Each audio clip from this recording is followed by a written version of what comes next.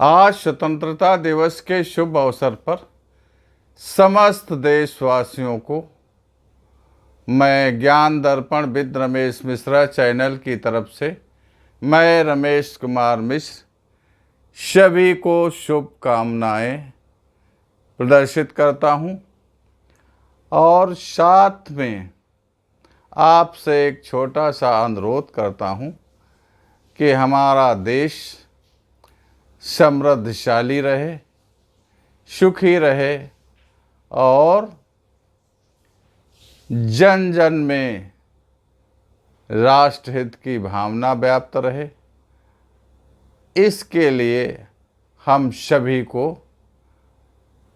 ऐसा जीवन बनाना है कि जिससे हमारे पूर्वजों ने जो सपना देखा था कि हम ऐसे भारत का निर्माण करेंगे, तो उस सपने को साकार करने के लिए तो उन्होंने तो अपना बलिदान देकर, अपनी त्याग तपस्या बलिदान के बदौलत आज इस अवसर को प्रदान किया है जो आज हम एक स्वतंत्र देश में जन्म लेकर निवास कर रहे हैं।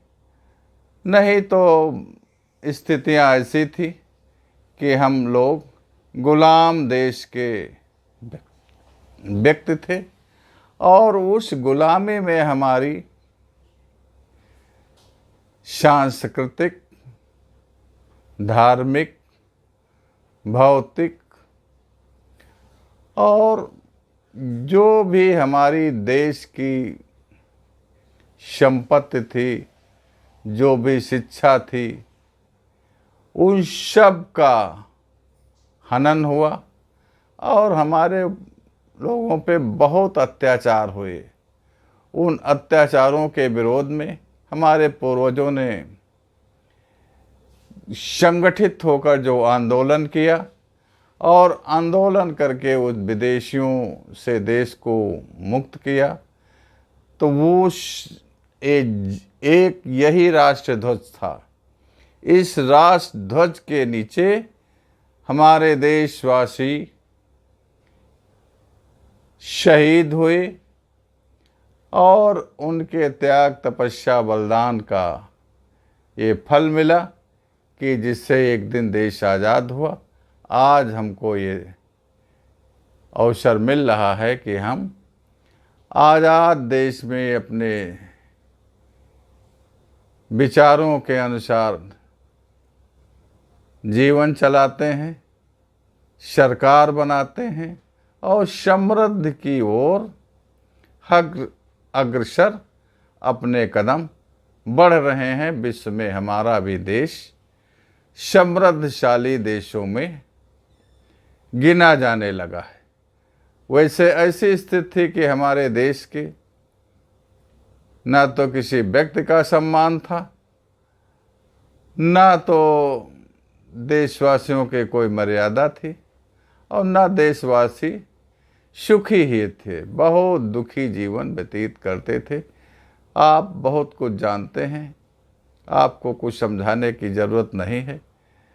आपसे सिर्फ हमारा एक अनुरोध है, आप इस अनुरोध को मैं आशा करता हूँ कुछ समय अपना कीमती दे करके ध्यान देंगे और राष्ट्र के हित में इस अनुरोध को जीवन में पालन करेंगे। धन्यवाद।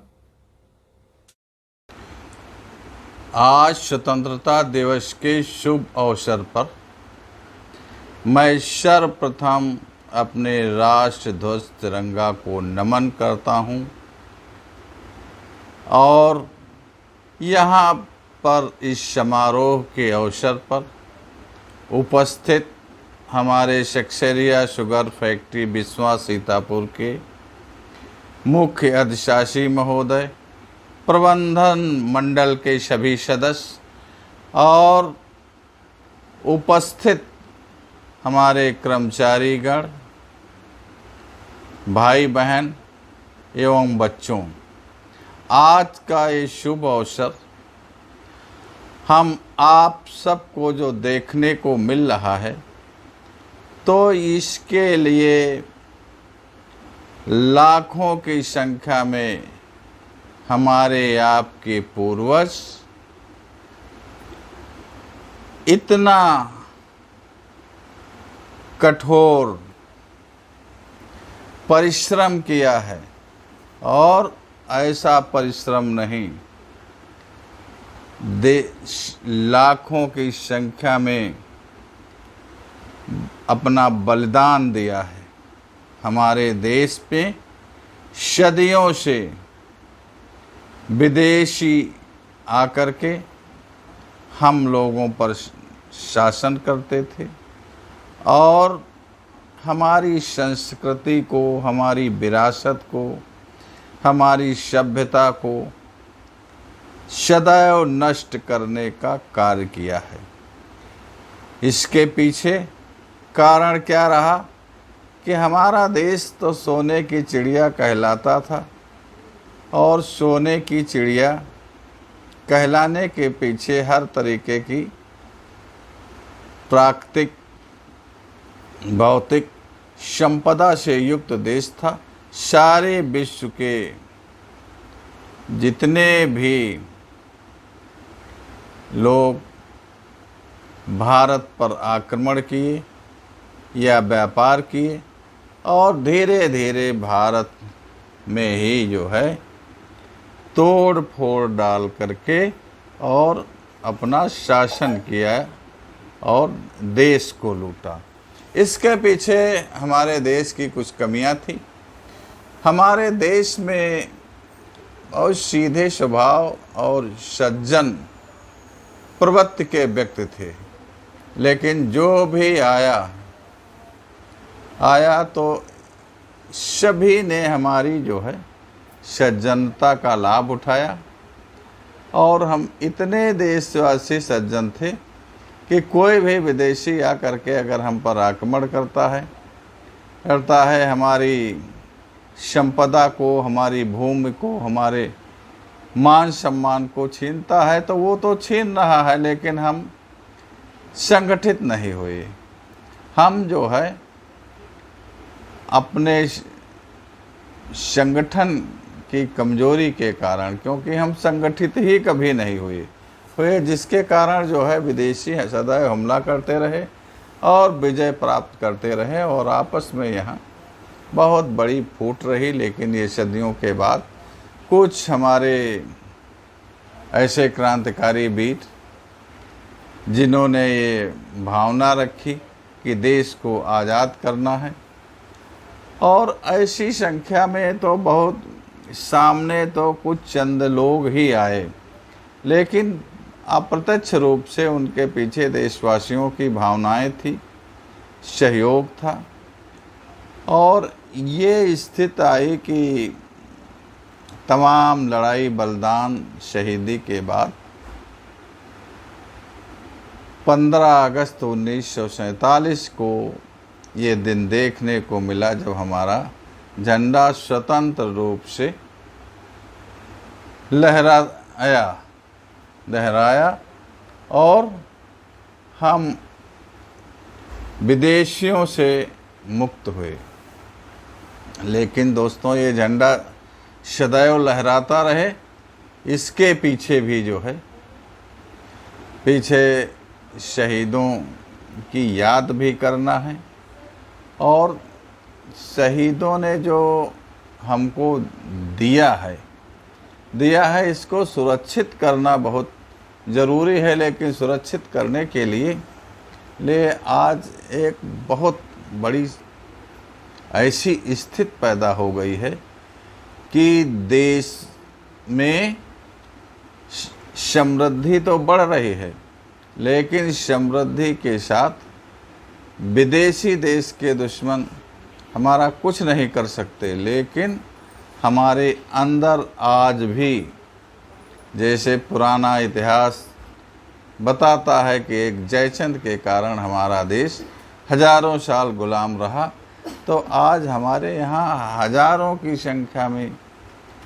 हमारे ही देश में हजारों जयचंद हैं तो सबसे पहले हमको उन पर नज़र रखना जो देश विरोधी गतिविधियां करने वाले अपने ही देश के लोग हैं, तो उन पर नज़र रखिए। ये बहुत ज़्यादा नहीं होते, ये होते तो 1%, आधा %, 1.5%, 2%, इससे ज़्यादा नहीं होते।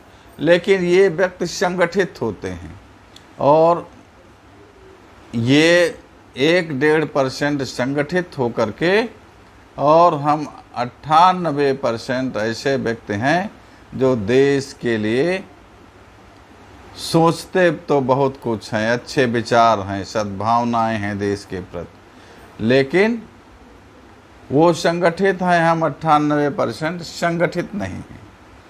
और वो जो 1-1.5% संगठित होकर के अराजक तत्व कोई ऐसा कदम उठाते हैं जिससे हमको नुकसान होता है, राष्ट्र को नुकसान होता है। यदि हम 98% संगठित रहें तो 1-2% वाले कुछ नहीं कर सकते। लेकिन करना सिर्फ ये है, आपसे सबसे अनुरोध हमारा ये है कि कुछ कि आप समाज के अंदर जो राष्ट्र विरोधी गतिविधियां करने वाले व्यक्ति हैं, अपने ही व्यक्ति हैं, उन पर नज़र रखें। और यदि कोई ऐसी स्थिति आती है तो ये हम केवल विचार ही न बनाते रहें, उनको यथाउचित जवाब दें।